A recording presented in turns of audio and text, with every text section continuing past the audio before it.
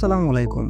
গত 13 জুন থেকে শুরু হওয়া ইরান-ইসরায়েলের সাম্প্রতিক যুদ্ধের সময় ইরানের বেশ কয়েকজন উচ্চপদস্থ ও সামরিক কর্মকর্তা এবং পরমাণু বিজ্ঞানী নিহত হন।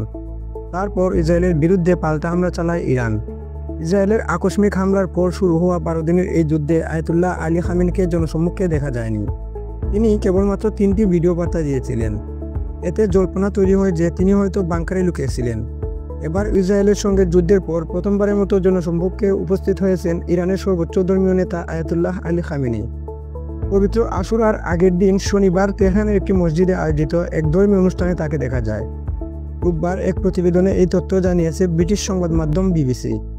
শনিবার সরাসরি খামেনির উপস্থিতি রাষ্ট্রীয় গণমাধ্যমগুলোতে গুরুত্বের সাথে প্রচার করা হয় এবং টেলিভিশনে তাকে দেখে সমর্থকদের আবেগঘন প্রতিক্রিয়া প্রকাশ করতে দেখা যায়। ভিডিওতে দেখা গেছে তিনি প্রবীণ শিয়া ধর্মীয় নেতা মাহমুদ কারিমিকে অনুরোধ করছেন দেশাত্মবোধক গান পরিবেশন করতে, যা সম্প্রতি ইসরায়েলের সঙ্গে সংঘর্ষের সময় বিশেষ জনপ্রিয়তা পেয়েছে। এই অনুষ্ঠানটি তেহরানের ইমাম খামেনি মসজিদে অনুষ্ঠিত হয়, যা ইরানের ইসলামী প্রজাতন্ত্রের প্রতিষ্ঠাতার নামে নামকরণ করা হয়।